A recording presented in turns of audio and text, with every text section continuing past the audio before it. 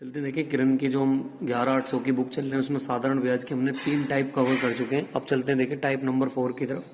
Type number 4 के पहले question में आपसे क्या कहा गया, कह रहे हैं यदि किसी धनराशि का 1 वर्ष का कुल साधारण ब्याज उस धनराशि के 5% वार्षिक ब्याज की दर से 2 वर्षों का कुल साधारण ब्याज के बराबर है, तो आपसे कह रहे हैं कि पहले वर्ष के ब्याज की राशि क्या है। देखिए आपको हमें पता नहीं राशि कितनी है, मैं मान लेता हूँ x है और जो समय है वो 1 साल और दर नहीं पता, बटे में कितना 100। ये जो ब्याज लगाया हमने PRT/100 ये बराबर है किसके, ये उसने बता दिया कि इस बार दर कितनी रखनी है आपको 5% और समय कितना 2 साल और बटे में 100। फिर से PRT/100 ये दोनों आपस में बराबर बताए थे। x से x काट लेंगे, ये इससे काट देंगे तो यहाँ से r का मान कितना आ जाएगा आपका 10%, जो कि ऑप्शन नंबर बी है और बी ऑप्शन इसका बिल्कुल राइट आंसर हो जाएगा। चलते देखिए इसके बाद नेक्स्ट क्वेश्चन नंबर 2 की तरफ। देखिए क्वेश्चन नंबर 2 में आपसे क्या कह रहे हैं, x रुपए % की दर से 4,000 रुपए का और कितने वर्ष के लिए, 3 वर्ष के लिए। तो आप निकाल दें 4,000 रुपए पर x% है और समय कितना 3, तो ये लगा दिया PRT/100 ये बराबर है किसके 5,000 रुपए का 2 वर्ष के लिए और कितना % की दर दिया 12 और फिर से कितना 100 PRT/100 ये इससे कैंसिल आउट, 3 0 से 3 0 ये कैंसिल आउट, काट देंगे आप 3 से 3 चौक 12, ये 4 से 4 कैंसिल आउट हो जाएगा। तो x बराबर यहाँ से कितना आ जाएगा 10%, जो कि ऑप्शन नंबर ए में दिया गया। चलते देखें इसके बाद नेक्स्ट क्वेश्चन नंबर 3 की तरफ। देखें क्वेश्चन नंबर 3 में आपसे क्या कहा गया, कह रहे हैं कि जो ये देखें इसके लिए जब ध्यान रखना, जब भी ऐसे अगर आपसे कहे कि मिश्र धन बराबर है तो आप एक फॉर्मूला याद रखना P1/2 P3 रेशो, अगर हमें इनका निकालना हो तो ये 1/, किसके बराबर होता है 100 प्लस R1T1, 1/100 ये रेशो बना देंगे आप 100 प्लस R2T2 और 1/100 प्लस R3 और T3। तो ये एक फॉर्मूला होता है, आप इसे ध्यान रखेंगे। जब ये कब लगाना है सर, जब मिश्रधन बराबर हो, कब रखेंगे इसको आप ध्यान, नहीं तो ये क्वेश्चन का सॉल्यूशन बहुत लंबा जाएगा।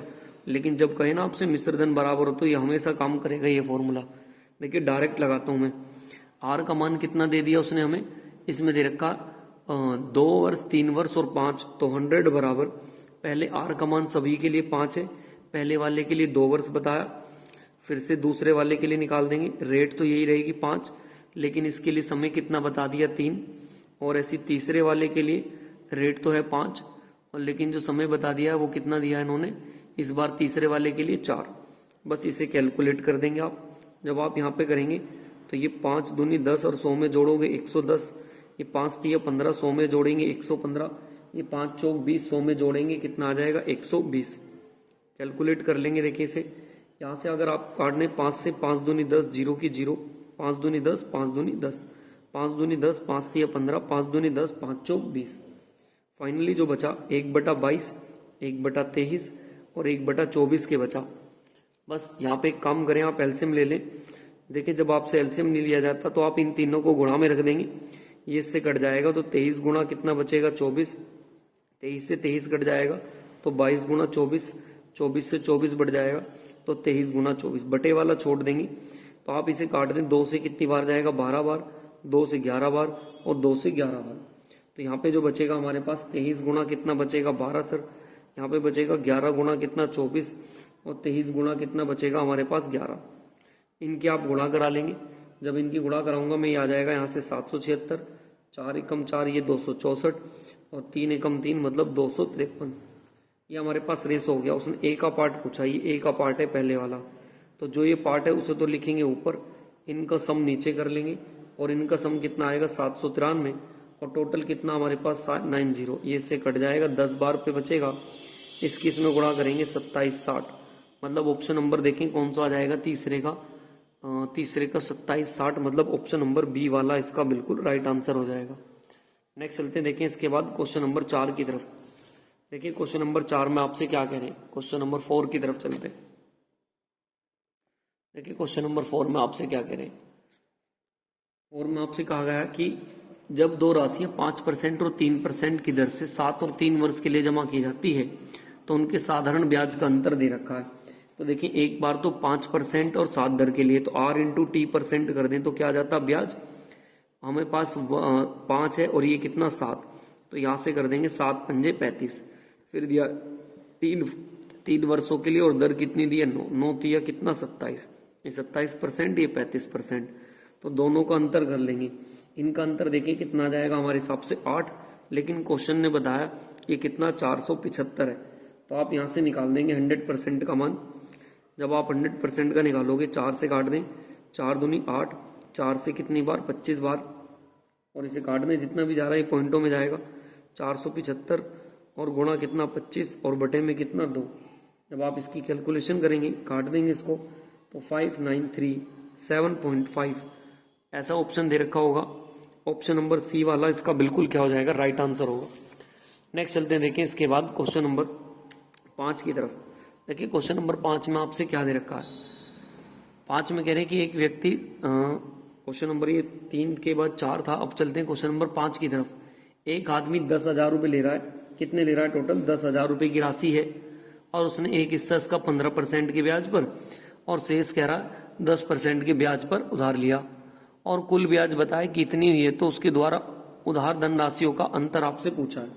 देखिए जब भी इस तरीके का क्वेश्चन दिया गया हो तो आप एक सिंपल सा तरीका है, इस तरीके से आप इसे कर सकते हैं। देखिए या तो आप इसे ऐसे करें, जो सारी की सारी राशि है ये 10,000 रुपये है, इसको सारा का सारा आप चढ़ा दें कितना 10% पर, और कितने साल के लिए कहा उसने 5 वर्षों के लिए, तो आप ब्याज देख लें कितना आएगा। यहाँ से 2 0 से 2 0, ब्याज कितना आना चाहिए, ये PRT/100 लगा दिया, 5,000 आना चाहिए, जबकि वो बता रहे हैं ब्याज कितना 6500, तो इनका अंतर कितना आएगा सर, इनका अंतर आ जाएगा 1500 का। 2 दर दी थी इन्होंने में, एक तो 10% और एक 15%, इन दोनों का अंतर कितना आएगा सर 5, और समय भी कितना 5, तो 5 पंजे 25, R/T ब्याज बन जाएगा, तो 25 हमारे हिसाब से ब्याज और इनका हिसाब से कितना 1500। तो आपसे पूछ रहा हूँ उनकी राशियों का अंतर निकालना है, तो आप एक काम करें, पहले 100% का मान निकाल देंगे, 25 से काट देंगे, 25 चौका 100, यहाँ पे काट देंगे, गुणा ही करनी है, 15 चौका कितना 60 और 2 0 और, तो ये कितना आ जाएगा हमारे पास 6,000।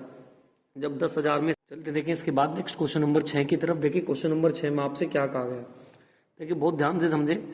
ये जो कह रहे हैं कि 2 भागों में बांटी गई है पैसे, और एक को इतने % की दर से इतने वर्ष के लिए और इतने भाग से इतने, और जो इसका बताया कि 5/2 गुना है, तो आप एक काम करें, देखिए यहाँ से राशि मान लेंगे अपने पास से कुछ भी। मैं मान लेता हूँ पहले वाले भाग की राशि कितनी है 100x, और दूसरे वाले भाग की राशि कितनी है 100y मान लेता हूँ मैं।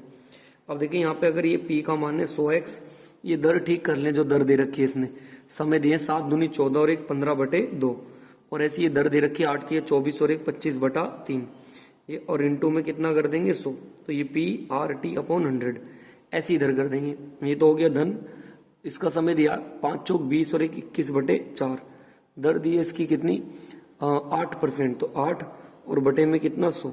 लेकिन जो ये वाला साधारण ब्याज है ये इसका कितना बताया 5/2, तो इसमें 5/2 की गुणा और कर देंगे, तो आप यहाँ से XY का मान निकाल दें, जितना आपसे घटता काट देंगे। 100 से 100 कैंसिल आउट, ये 100 से ये 100 कैंसिल आउट, 2 से ये 2 कैंसिल आउट, 3 से काट देंगे 3 पंजे 15, 5 से 5 कैंसिल आउट, और काट लें जितना भी आपसे कट रहा। देन यहाँ पे फाइनली कितना बच रहा 25x। देन वहाँ पे देखिए कितना बच रहा हमारे पास टोटल, यहाँ पे हमारे पास बच रहा 4 से 4 दूनी 8 और 21 दूनी 42y, तो यहाँ से x/y का मान आ जाएगा 42 अपॉन में कितना 25, तो ये राशि मिल जाएगी, आप ऊपर रख देंगे यहाँ पर, तो ये फर्स्ट वाले की राशि आ जाएगी। जब यहाँ पे करेंगे 4200 और इसकी कितनी आ जाएगी 2500। इन दोनों का जो अंतर है वो कितना आया, इन दोनों का डिफरेंस जो है, इन दोनों का डिफरेंस हमारे हिसाब से आया 1700। कितना आया इन दोनों का डिफरेंस 1700, और इन दोनों का योग देखूं मैं, सम देखने लगूं तो सम कितना है दोनों का 6700।